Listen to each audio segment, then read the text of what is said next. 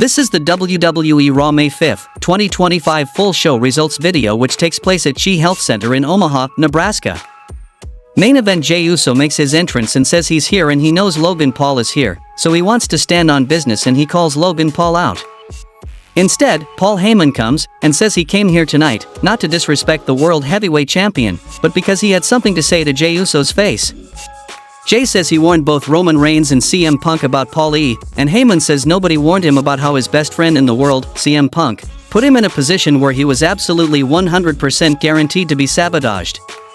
And moving on to Roman Reigns, he had a dream with Punk while Roman was still playing high school football. Long before he followed in his father's footsteps in a wrestling ring, he had a dream to stand in his best friend's corner at WrestleMania. And what did Reigns think he was going to do? Sell his secrets to Punk? Why would he do that after building the bloodline up for 5 years? He found a stray big dog and turned him into a tribal chief, and he's not the one who blew the world title by getting beat by Cody Rhodes after being distracted by Seth Rollins. But it's not on either of them, it's on him because Paul Heyman is always the liar, the betrayer, the scumbag, but not this time it's on them, and screw you Jey Uso and every one of the fans in the crowd. Paul says he didn't come out here to talk about Roman and Punk, but he did come out here to talk about the title, and that has everything to do with Jey Uso. He's been coming out here and yeeting at the audience and having great matches, but that's not what the title is about, so while he needs in his heart to be champion, Seth Rollins has to be champion. Seth Rollins hereby challenges him to a WWE World Heavyweight Championship match, and Jey gets to pick the time and the place, because Seth will fight him for that title, anytime, and any place. Heyman goes to leave and Uso calls after him and accepts the match for tonight in Omaha. Back from the commercial, Paul Heyman rolls up on Seth Rollins and Braun Breaker in the locker room and says Jey Uso fell for it and he can't believe it, but Seth was so right. He leaves and Paul enthusiastically tells Braun that he told him so and asks him if he understands what's going on here. Breaker says he thinks he does, and Paul elaborates, saying that Roman Reigns and CM Punk both prepared for Seth Rollins and lost at WrestleMania, and therefore Jey Uso stands no chance. Rollins is a sniper, he says, and he has Jey Uso in his sights, and tonight they get handed the keys to the kingdom when the referee hands the world title to Seth Rollins. Then we saw a match between JD McDonagh versus Penta, and the result of this match was Penta defeated JD McDonagh by pinfall with a flip piledriver. The next match happened between Austin Theory versus Sheamus, and the result of this match was Sheamus defeated Austin Theory by pinfall with the Brogue Kick. In the Judgment Day Clubhouse, JD McDonagh is upset about losing and Dominic Mysterio says he's gonna take care of Penta at Backlash. AJ Styles rolls up and says R-Truth let him in and he didn't come here to start a fight or cause trouble, he just wants to offer a friendly warning, he doesn't care who wins at Backlash, he's coming after the Intercontinental Championship. They call him old and Dom says he didn't think being a champion would be so hard and asks Finn Balor to take care of AJ for him. Finn gives him some guff about cleaning up his messes before changing his tune and saying of course he'll take care of Styles for him. New Day roll up on Chad Gable and say it's time he and American Made got some respect around here, and they want to give them a tag title match. Becky Lynch interrupts and Xavier Woods says it's messed up what Lyra Valkyria did to her, and the camera follows her as she makes her way through the arena. Becky Lynch gets on the mic and says she's the victim here and complains that she hasn't been thanked for taking out the garbage, which is Bailey, and the recycling, which is Lyra Valkyria, and says Lyra wouldn't have anything if it weren't for her. Lyra Valkyria makes her entrance then, and says Becky went on holiday and everyone got better and she made history of her own, and says she's defended her Intercontinental Championship more times than days Lynch has showed up for work. She's grateful she broke glass ceilings, but she left the glass on the floor and never had any intention of bringing anyone else with her. Lynch goes for a cheap shot, but Valkyria is faster and takes her down for punches. Referees break it up and hold Lyra back, she breaks away, dodges a manhandle slam and hits Nightwing on the man. The next match happened between Io Sky versus Roxanne Perez, and the result of this match was Io Sky defeated Roxanne Perez by pinfall with a sunset flip.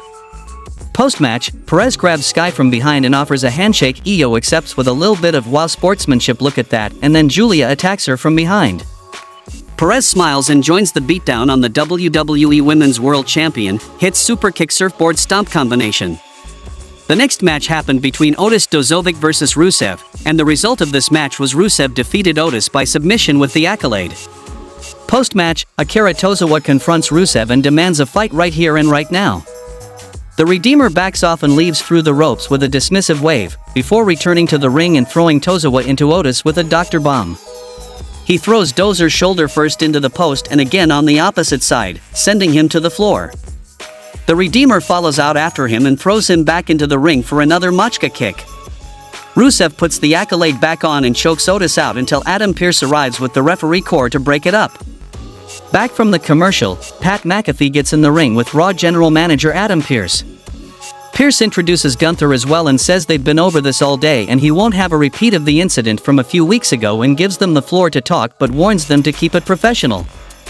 McAfee raises his hands like "I'm here buddy" and Gunther gets on the mic, saying first of all don't worry, he's not going to spoil things for himself by doing anything tonight because unlike Pat and his friend out there, he's a professional.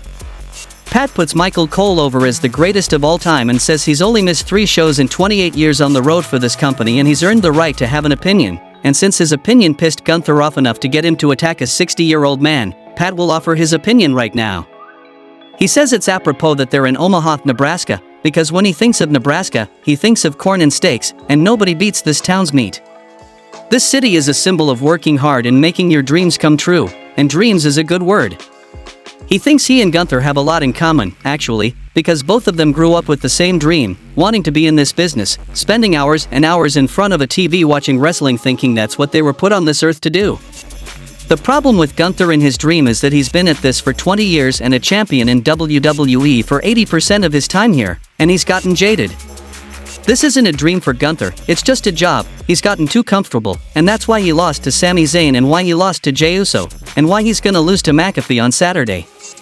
The ring general asks Pat if he enjoyed his daughter's birthday last week.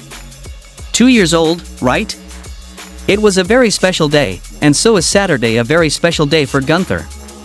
It's his first match since WrestleMania, he's showing up sharp and prepared and more focused than ever. He's not going to overlook or underestimate Pat, he promises his full and undivided attention, and when that bell rings, he's going to maul him, break him in half and drive his body into the mat, choke him out until he drops like a wet towel. Tonight by Gunther's grace, McAfee is untouchable, but on Saturday only the grace of God will be able to lift his arms off of Pat's throat. In the main event of the show, we saw a match between main event Jey Uso vs Seth Rollins for the WWE World Heavyweight Championship.